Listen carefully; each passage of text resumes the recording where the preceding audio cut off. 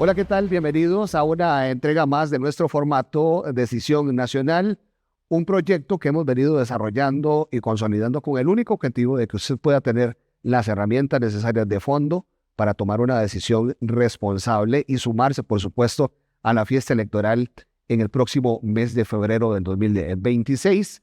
Vamos a dejarnos con el detalle, la semblanza de quién hoy será nuestro invitado especial.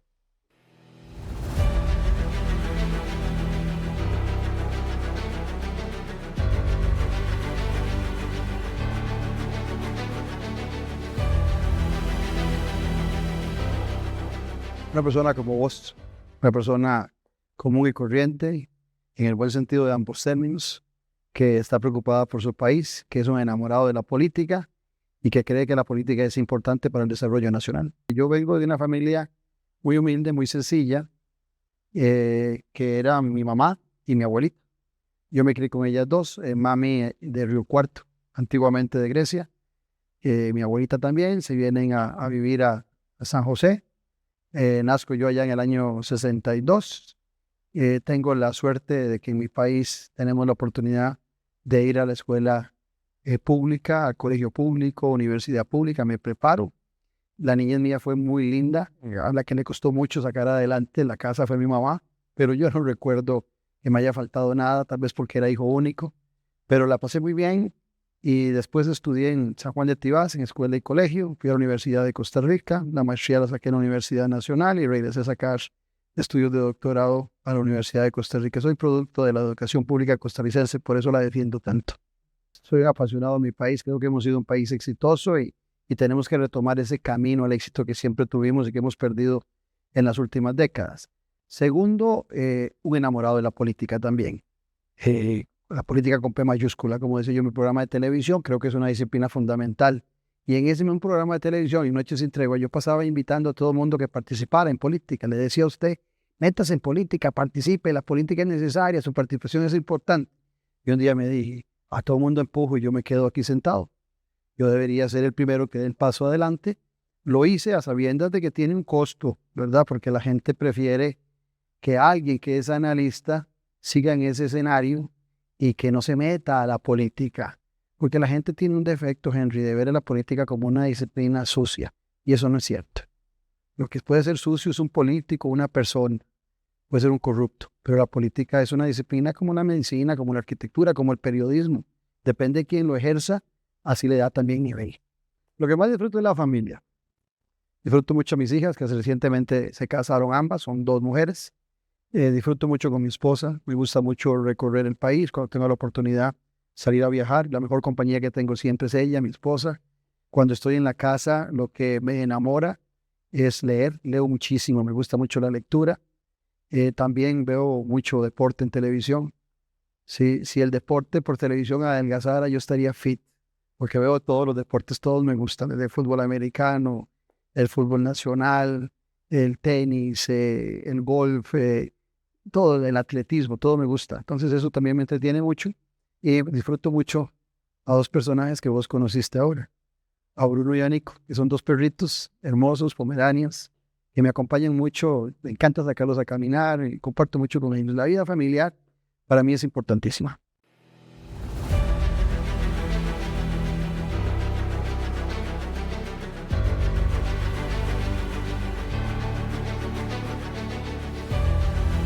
Bueno, ya introducíamos quién será nuestro invitado del día de hoy con una semblanza y esa cercanía en las preguntas para poder también no solo conocer al candidato, sino a la persona que hoy nos acompaña, el señor Claudio Alpizar Otoya, candidato a la presidencia de la República por el Partido Esperanza Nacional. Don Claudio, un gusto como siempre saludarle y gracias por sacar espacio de su agenda para atendernos. Con mucho gusto, Kevin, un placer tenerte acá, a vos y a los muchachos que te acompañan y esperando que el ratito de la grabación y del programa sea muy interesante para tu audiencia. Don Claudio, muchos años en el ejercicio del análisis político y en la comunicación y hemos podido escucharlo a usted abordar temáticas que sin duda alguna son trascendentales para la sociedad nacional y para la internacional, pero quiero ir trabajando algún orden de ideas y no puedo dejar de apegarme en la coyuntura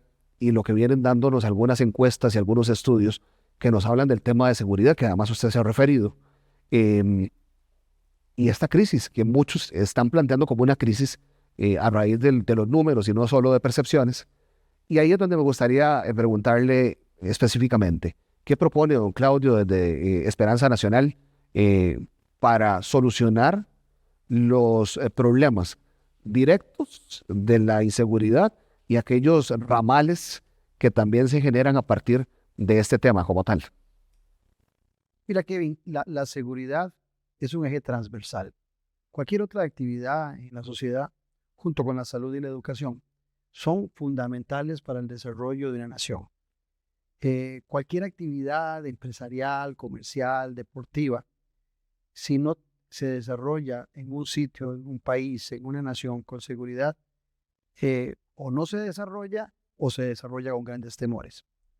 Cuando yo estaba chiquillo, hace varios años, prácticamente este país lo cuidaba la Virgen de los Ángeles, ¿verdad? No había mucha necesidad de andar uno preocupándose de tener un arma en la casa.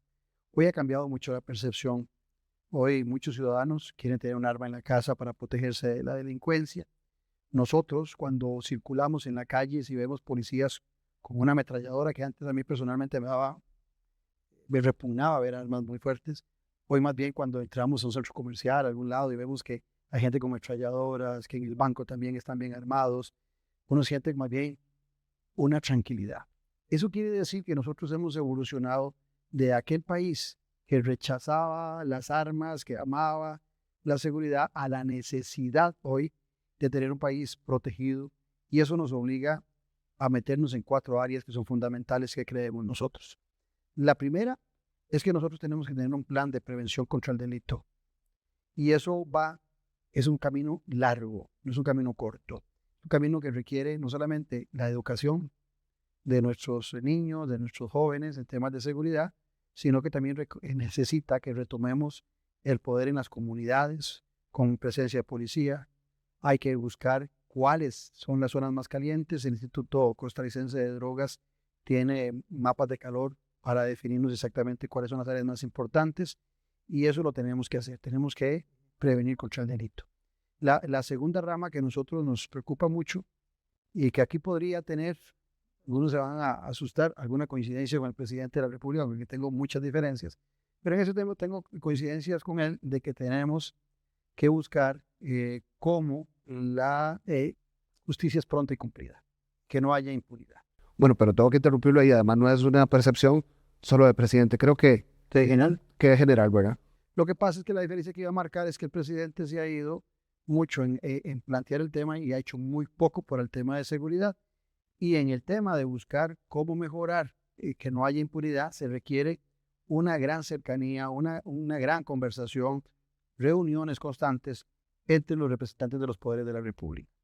Porque las leyes se hacen en la Asamblea Legislativa, las leyes se castigan desde el Poder Judicial, y el Poder Ejecutivo requiere todos esos instrumentos. Entonces, en ese espacio nosotros queremos tener cercanía, a diferencia del actual gobierno, con todos los entes que están involucrados en seguridad. El tercer elemento es que este es el elemento que a la gente seguramente le va a parecer más necesario por lo que estamos viviendo, es formar, proteger con buenos recursos, con buen equipamiento a la Policía Nacional. Prepararlo. Nosotros andamos, el promedio a nivel mundial se habla de 3 policías por cada 1,000 personas. Nosotros estamos con un déficit de entre 1,500 y 2,000 policías que requerimos más en el país. Tenemos que meterle a esta policía tecnología. Ustedes que son un cantón, en el caso de los sancarleños, de un cantón limítrofe, padecen una inseguridad enorme con lo que sucede en Cruzitas y lo que sucede en la frontera. Eso solo se puede solucionar con tecnología. No podemos tener 600, 700 policías permanentemente ahí. Deberíamos estar vigilando y estar más cercanos. Entonces la tecnología también se vuelve un instrumento muy importante. Y el cuarto elemento va un poco relacionado con lo que te decía ahorita de lo que viven en la zona norte del país por ser fronteriza con Nicaragua, que es el tema de la seguridad nacional. Es diferente la seguridad ciudadana a la seguridad nacional. En algunos países la seguridad nacional está a manos del ejército y la seguridad civil está en manos de la policía. Nosotros no tenemos ejército. Entonces nuestra policía requiere una articulación desde el Poder Ejecutivo y lo establece la Constitución Política nuestra, que el presidente de la República es el comandante en jefe de todas las fuerzas. Entonces nosotros también estamos proponiendo que ese 8 de mayo, cuando arranque el gobierno del Partido de Esperanza Nacional, el presidente de la República va a estar en sesión permanente en el Consejo de Seguridad, que ni en el gobierno de Carlos Alvarado ni en este lo han activado y lo han puesto a funcionar como corresponde. Y desde ahí vamos a articular, no solo con todas las fuerzas policiales del país, sino también con los poderes de la República, para devolverle al país la seguridad, al menos en los primeros años, para retomar el estado que teníamos cuando por allá del 2020 Costa Rica no estaba padeciendo tanto problema de la inseguridad como hoy en día. Don Claudio, y el tema de seguridad e inseguridad es tan amplio, ¿verdad? Que podríamos dedicar el programa, no solo este, sino varios programas.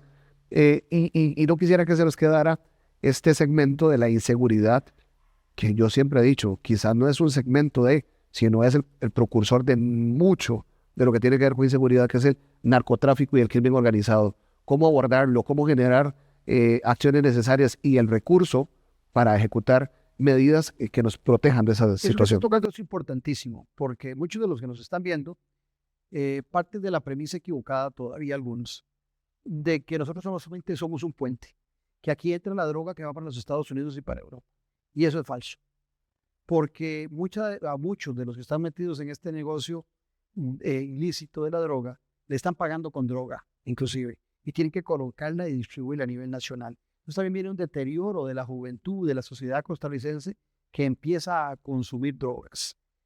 Por otro lado, nosotros no podemos controlar ese flagelo que representa el narcotráfico, que es un negocio globalizado, es a nivel internacional, si nosotros no tenemos una buena relación y una buena coordinación con los 4 países que tenemos frontera. Tenemos que tener frontera terrestre con Panamá y Nicaragua, y aún con las diferencias que tenemos con Nicaragua históricas, debemos coordinar entre los 2 países para que controlemos todo lo que está referido al narcotráfico, igual con Panamá.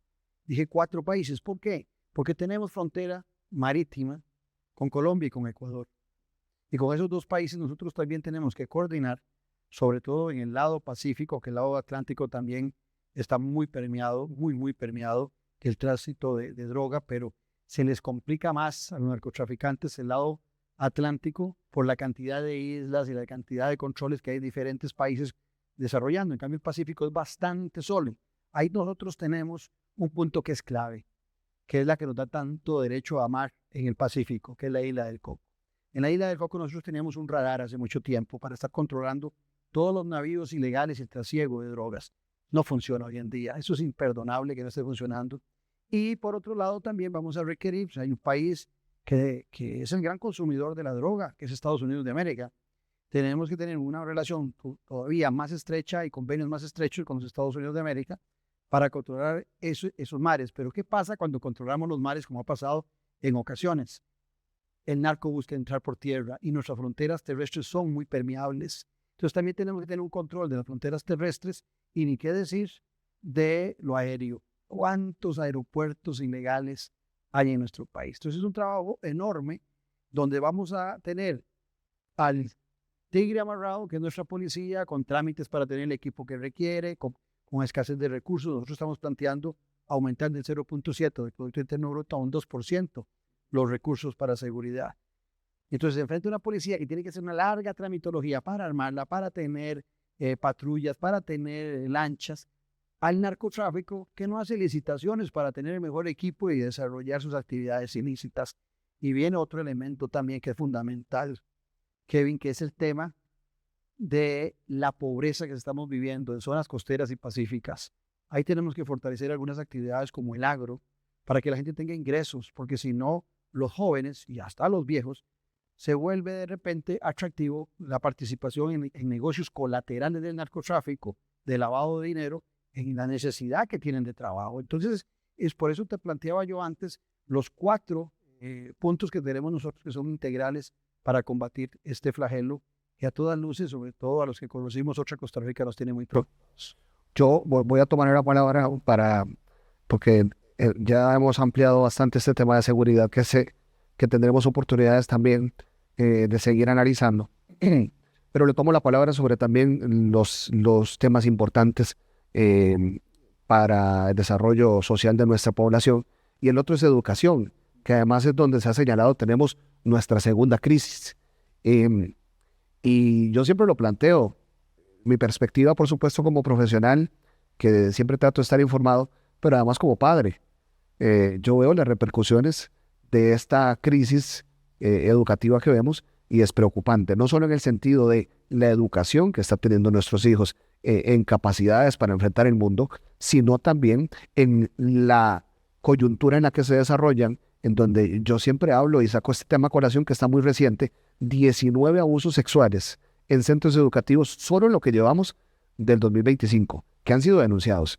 Y a partir de la conclusión de uno como padre de decir, me da miedo mandar a mi hijo a recibir clases, yo creo que ya ahí está el primer indicio de crisis. Don Claudio, ¿cómo abordar todo esto, el empoderamiento también de los educadores y entrarle de lleno al Antes te voy a hacer un comentario por lo que acabas de decir. Hace un par de meses en una escuela aquí en San Juan de Tibás que fui a buscar al director, que es amigo mío, me sorprendió ver 2 policías armados adentro de la escuela, que es también colegio, y con perros antidrogas. Yo nunca me hubiera imaginado en mi tiempo que eso fuera necesario. Y él me decía que con regularidad vienen estos equipos de gente porque tratan de velar porque hay consumo de droga dentro del colegio. Bueno, eso es para que usted vea que el tema que hablábamos antes también afecta mucho la educación. Nosotros en las pruebas de PISA, que son unas pruebas a nivel internacional que hace la OCDE, venimos saliendo muy mal. Salimos mal en lectoescritura, salimos mal en matemáticas y salimos mal en ciencias, que son las 3 áreas que se evalúan. Venimos decayendo.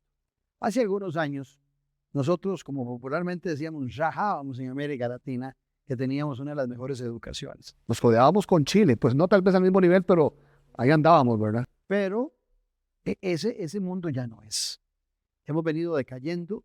Las pruebas de PISA se hacen cada 3 años. Este año, en 2025, viene la prueba de PISA. Y es tan malo la gestión que ha hecho el actual gobierno en educación, con una ministra que inclusive renunció a los 3 años porque ya se le cumplía el plazo para presentar una ruta de educación que nunca presentó. Y entonces salió de carrera antes de presentarla, tiró la toalla y la educación que ya venía mal de gobiernos anteriores se acentúa en esta. El objetivo del Partido Esperanza Nacional, porque vamos a recibir, te repito, una educación, un informe del 2025 que nos va a poner más tristes todavía.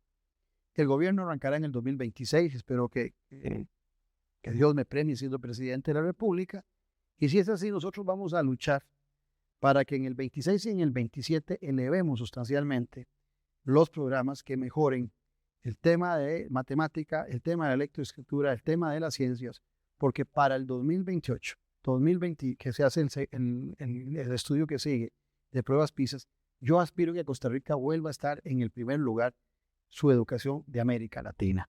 Eso requiere mucho trabajo, Kevin, porque no solamente requerimos que los estudiantes que están ingresando a preescolar, todos tengan preescolar.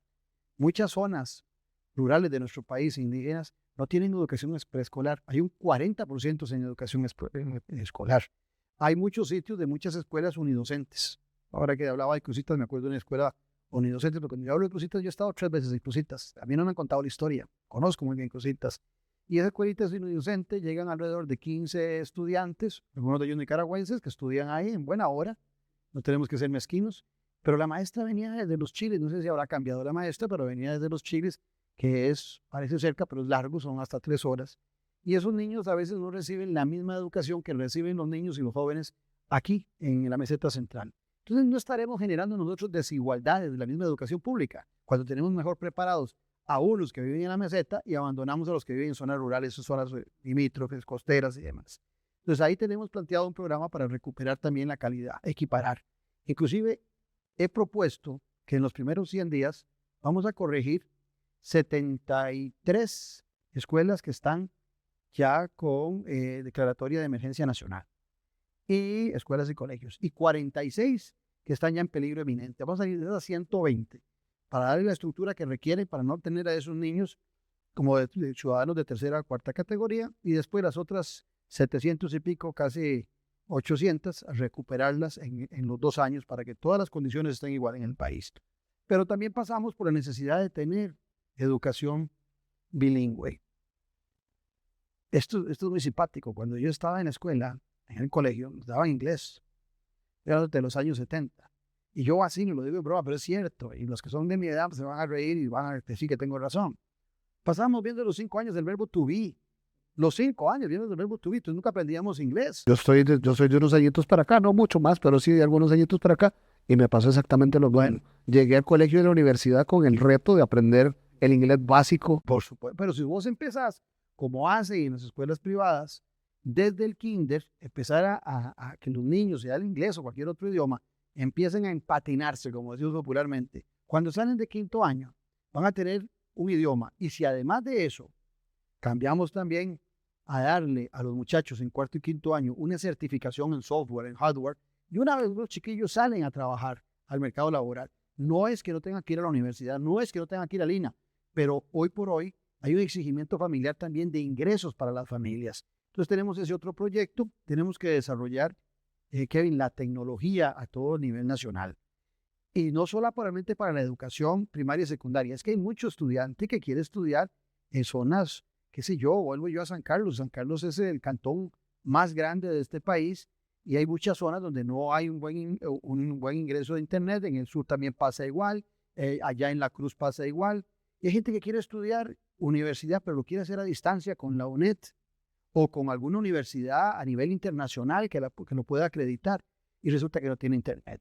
Entonces también estamos truncándole esa oportunidad de muchos a estudiar educación superior a larga distancia, con un agravante que si se tienen que venir para el centro, hay una huida de esas zonas y un abandono familiar que los costarricenses no estamos acostumbrados. Y te concluyo con esto otro.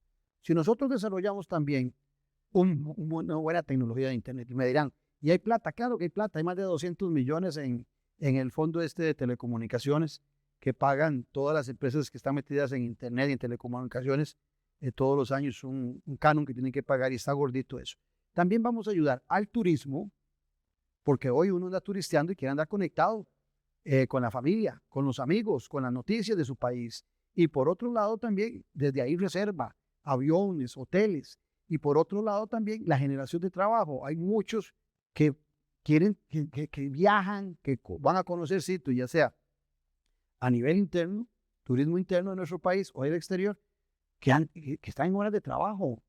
Pero dicen, voy a ir a trabajar hoy a Monteverde, por decir algo. Este fin de semana voy a Monteverde, pago un hotel y de allá voy a trabajar. Pero si no hay internet, no puede hacer las dos funciones. Entonces, hay cambios que son fundamentales y uno que no se me puede olvidar. Hay que dignificar al maestro y al profesor, igual que en los tiempos pasados, cuando eran una mano derecha, una mano amiga de los padres de familia. Tenemos que recuperar eso y esa dignificación pasa, no solamente para quitarles cargas administrativas que tienen, sino dedicarlos solamente a la formación de nuestros hijos y de nuestros niños, niñas y adolescentes. También, por otro lado, ponerlos a ellos a que estén constantemente preparándose porque la educación requiere una formación permanente de los profesores y de los maestros. Y termino con lo siguiente, dignificar también el salario de los maestros y profesores. Don Claudio, vamos a hacer una pausa comercial acá y cuando vengamos quiero que ya vaya preparándonos su criterio sobre la problemática en tema de salud y en la caja específicamente y sobre todo cuál es su propuesta para mejorar en términos sustanciales lo que hemos estado enfrentando, quienes tenemos que sacar una cita, quienes tenemos una operación pendiente, quienes hemos visto cómo ha venido de mejora en algunos lugares y en otros también tenemos que ser consecuentes de que pues ha evolucionado, pero cuando lo ponemos en la balanza general pareciera que hay muchos retos, así que cuando volvamos me gustaría que me conteste eso. Vamos a la pausa comercial y cuando regresemos seguiremos conversando con don Claudio Alpizar sobre toda esta temática nacional en nuestro programa Decisión Nacional.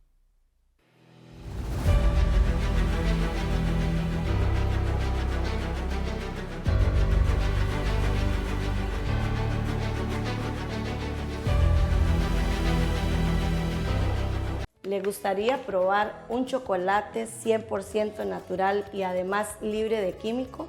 Cajú es tu mejor opción. Y además producido por una familia orgullosamente sancarleña.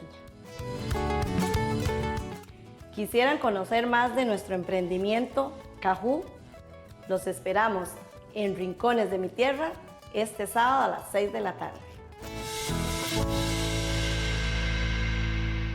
El pasado 1 de octubre, el Tribunal Supremo de Elecciones convocó a un nuevo proceso electoral para la elección del próximo presidente o presidenta de la República, los vicepresidentes y 57 diputados.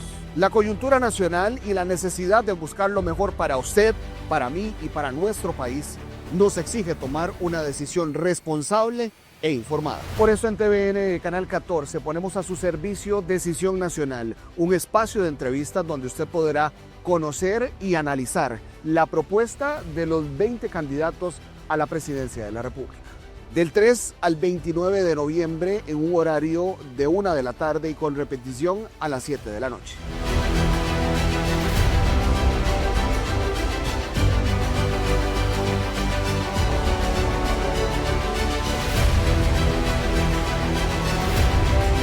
TVN 14 le trae las noticias más relevantes con conocimiento científico, de innovación y difusión tecnológica en Iberoamérica. No se pierda Noticiero Científico y Cultural Iberoamericano, todos los martes a las 7 en punto de la mañana.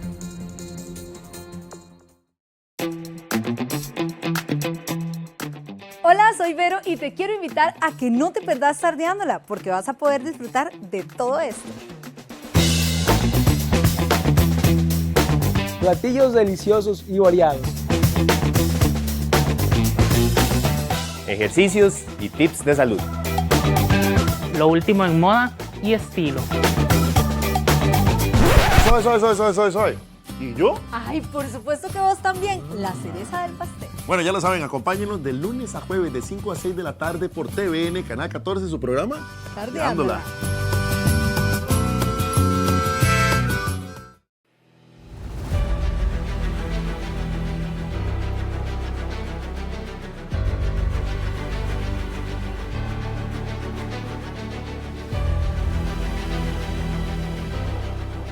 Estamos de regreso con más de este segundo bloque de entrevista de Decisión Nacional. Conversábamos en primera instancia con don Claudio Alpizar, candidato a la presidencia por el partido Esperanza Nacional, sobre el tema de seguridad, el tema de educación, y dejábamos por ahí en la vitrina otro tema que sé que ustedes compartirán con nosotros, que es el tema de salud relevante en el ámbito nacional diario de cada uno de nosotros.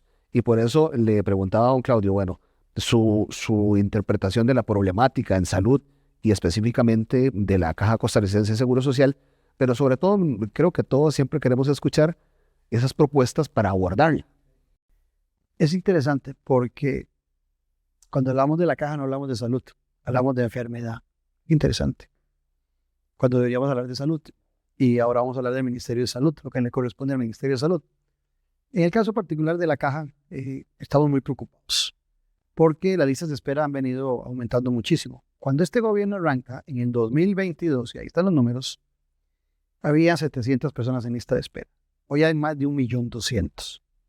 Entonces, para que usted vea cómo en la actual administración se ha deteriorado la educación, se ha deteriorado la salud y se ha deteriorado la seguridad.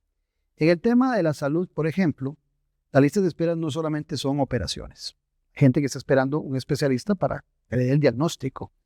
O hay gente que está esperando un examen. ¿Verdad? Entonces, eso suma 1.200.000 personas esperando. ¿Qué puede hacer el Poder Ejecutivo en eso? Y aquí viene el educador en política a hablarles. El presidente de la República no maneja la Caja Costarricense de Seguro Social.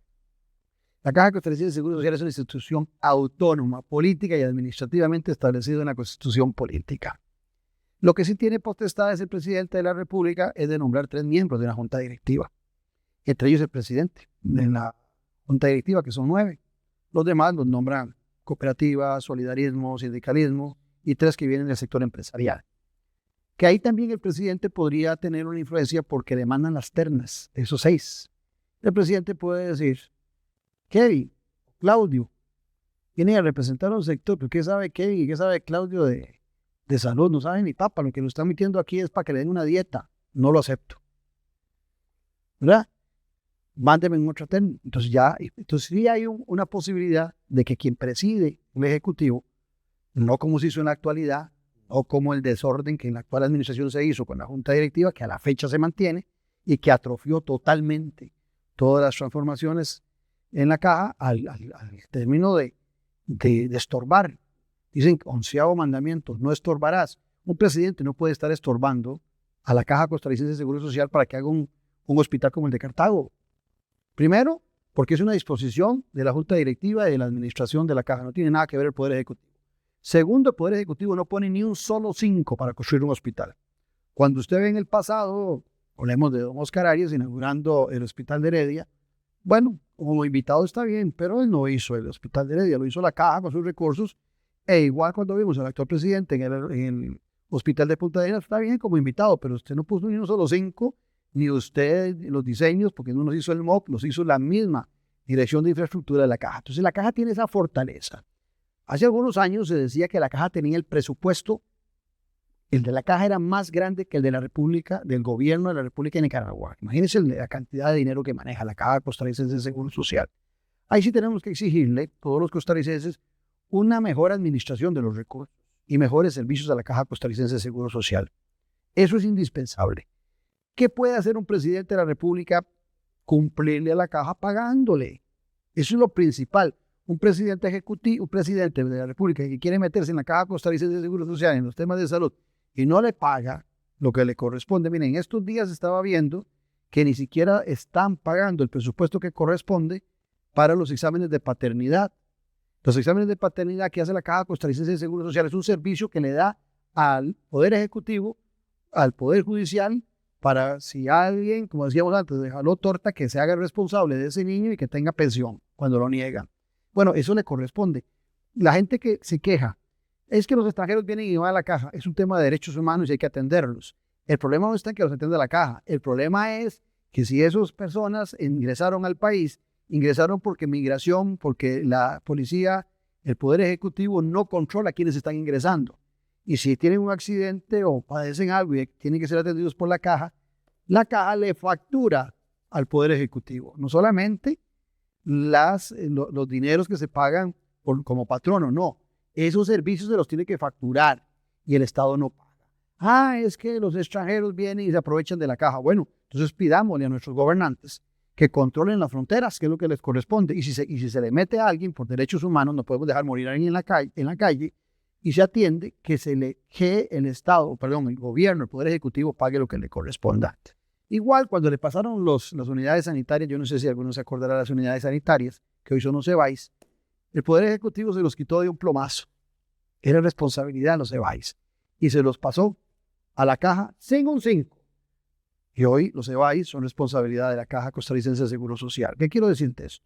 Se habla de 3 a 5 billones que le debe a la Caja el Poder Ejecutivo. Tenemos que buscar la forma en que el Poder Ejecutivo empiece a pagar. Y nosotros hemos hablado de la posibilidad de sacar certificados a plazo, colocarlos desde el Poder Ejecutivo, que los pueda colocar la Caja Costarricense de Seguro Social y empezar a pagarle. Pero a partir de esa negociación, a veces, como decían los viejos antes, es mejor una buena negociación que un pleito largo. Entonces, a lo mejor el Poder Ejecutivo se puede poner de acuerdo en un monto con la Caja y dice, esto es lo que vamos a pagar, 2 billones, vamos a pagarlo de esta forma y a partir de hoy vamos a estar el día en todos los costos. Eso es lo primero que tiene que hacer un presidente de la República con la Caja, porque la Caja es fundamental en el desarrollo de la equidad social en nuestro país.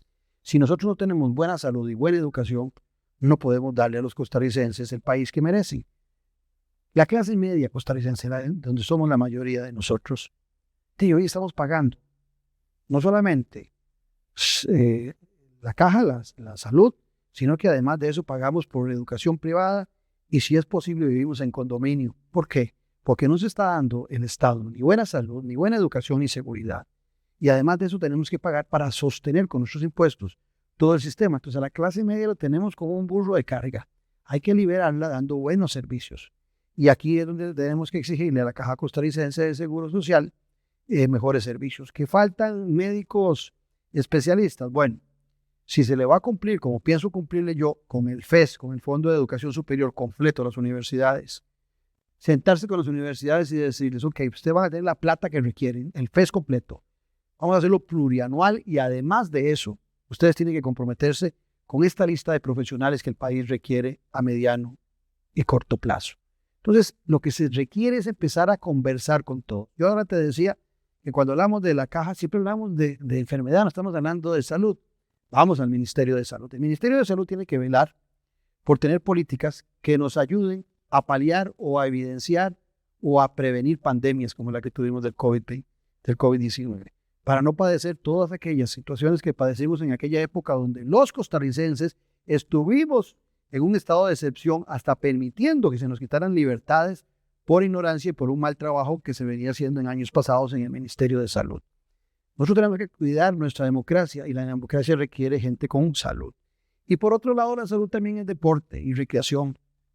Si queremos tener salud preventiva, ocupamos. Entonces, el Ministerio de Salud debería ser un gran promotor del deporte y de las actividades recreativas para que la gente prevenga. El Ministerio de Salud también debería tener un programa, así que lo estamos planteando, muy coordinados con el IAFA, con el Instituto Costarricense de Drogas, para prevenir la salud, no solamente psíquica, sino luchar contra el consumo de las drogas que se está generando en el país. Por eso usted hacía la referencia que cuando hablamos de la caja, hablamos de enfermedad, pero las potestades de salud no las tiene el presidente con la caja, porque es una institución autónoma política y administrativamente, pero sí, con el ministro de Salud, tiene todas las potestades para generar todas aquellas políticas de salud que van desde la recolección de basura, desde tener ciudades limpias, no tan feas como San José.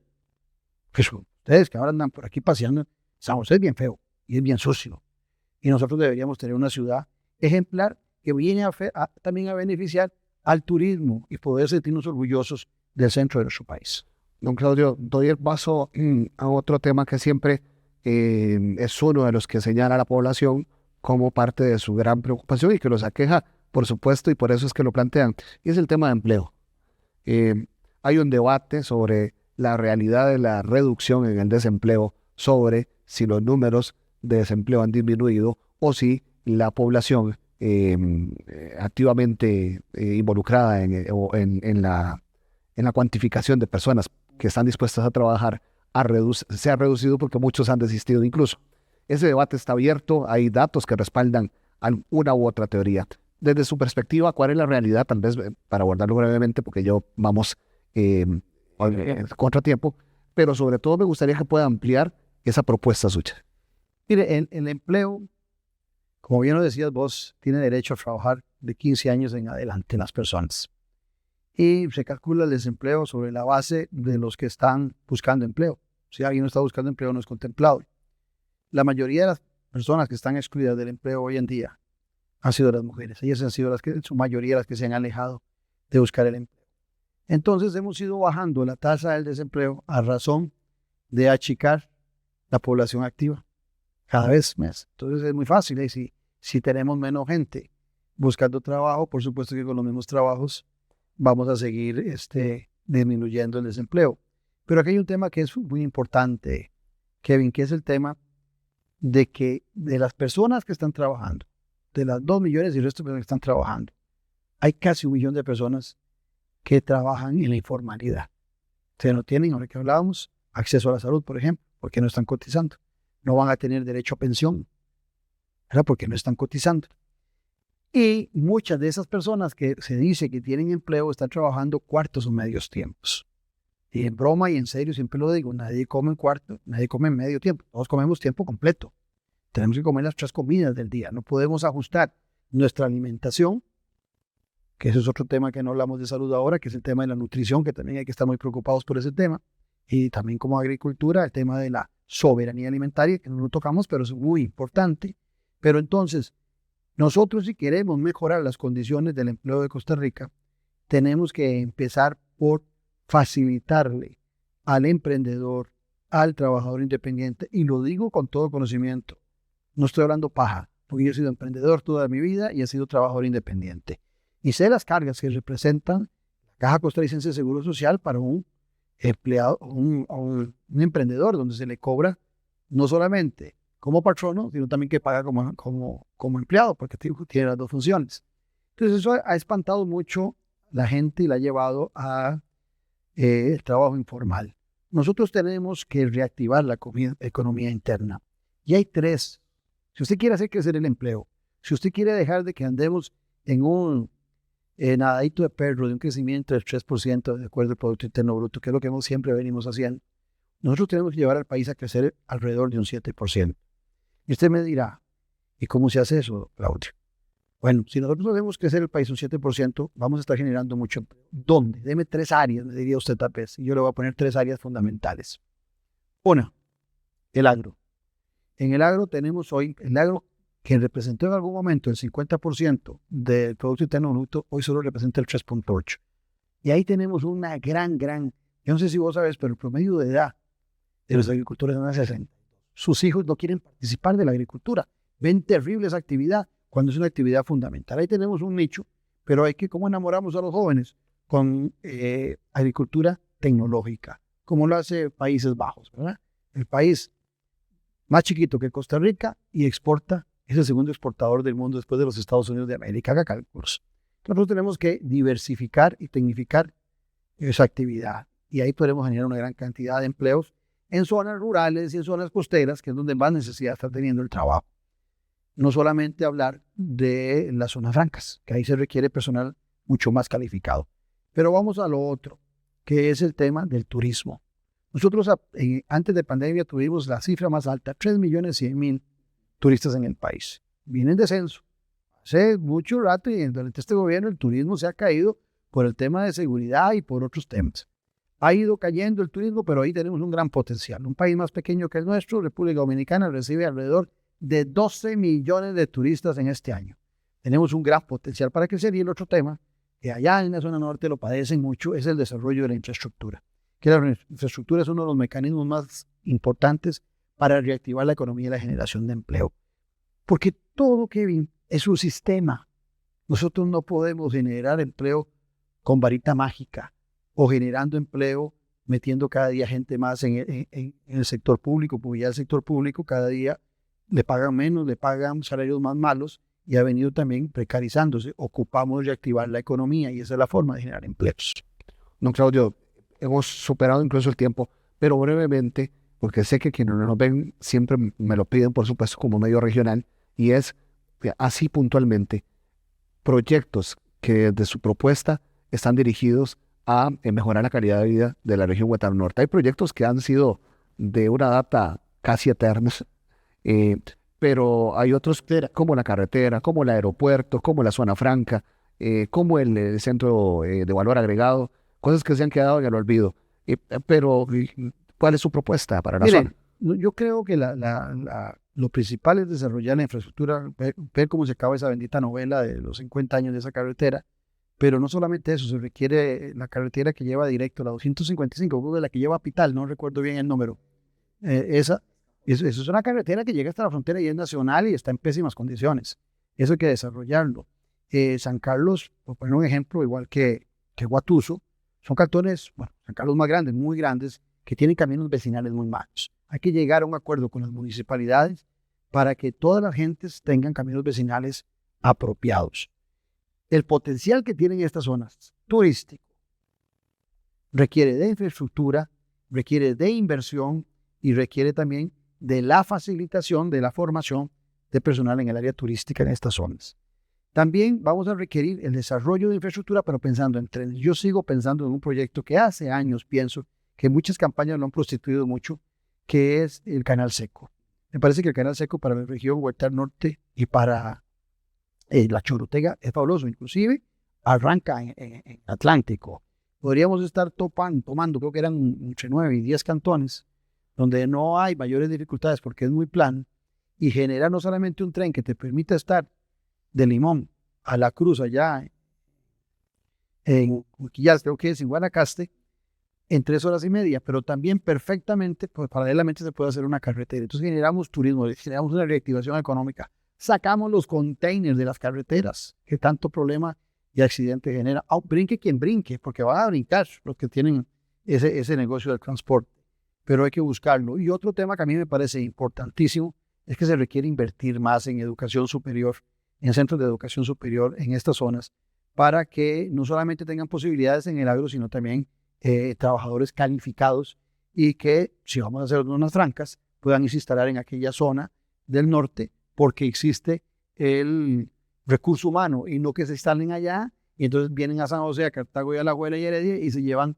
los trabajadores de acá porque en la zona no existen. Hay un potencial enorme y sobre todo, concluiría con esto, Kevin, hay que sacar de la mente de quienes gobiernan que toda la inversión económica y social se haga en la meseta central.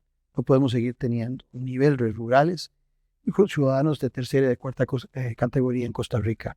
Ante la ley todos somos iguales, pero ante la economía, ante la educación, ante la política, ante cualquier decisión, también todos deberíamos ser iguales. Don Claudio, nuevamente muchas gracias. No, hombre, hola, gracias. Un gusto conversar con usted. Con ustedes y un saludo a tu gente. Muy bien.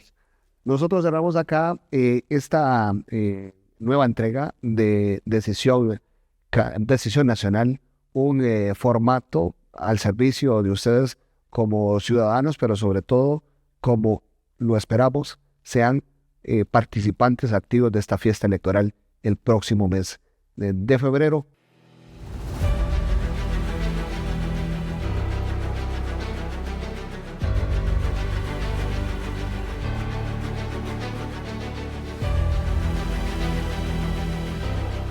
Gobierno, Una responsabilidad, el pueblo, lo más importante para la política. partidos políticos, Necesarios en la democracia. El sistema de partidos políticos es fundamental y en Costa Rica anda mal. Por eso la importancia de Esperanza Nacional. la Asamblea Legislativa, El primer poder de la República, donde se representan las diferentes influencias ideológicas y de pensamiento. Y eso que vemos que a muchos les molesta, que cuesta ponerse de acuerdo, es un reflejo exacto de lo que pasa en una sociedad democrática. poder, Un instrumento valioso, importantísimo para dirigir una nación. educación, El bastión de lo que hemos sido de Costa Rica, hoy en una situación muy difícil que vamos a recuperar en el Partido Esperanza Nacional. Esperanza Nacional, Un objetivo de un emprendedor. En mi vida siempre he sido emprendedor. Y cuando emprendí con Esperanza Nacional fue para hacer algo positivo y para fortalecer el sistema de partidos políticos. corrupción, Lo peor, no de la política, de la sociedad. No solo en política hay corruptos. En todos los espacios de la sociedad los hay. don Claudio Alpizar Otoya nos acompañó el día de hoy, candidato por el partido Esperanza Nacional. Cerramos acá y nos vemos en el próximo programa.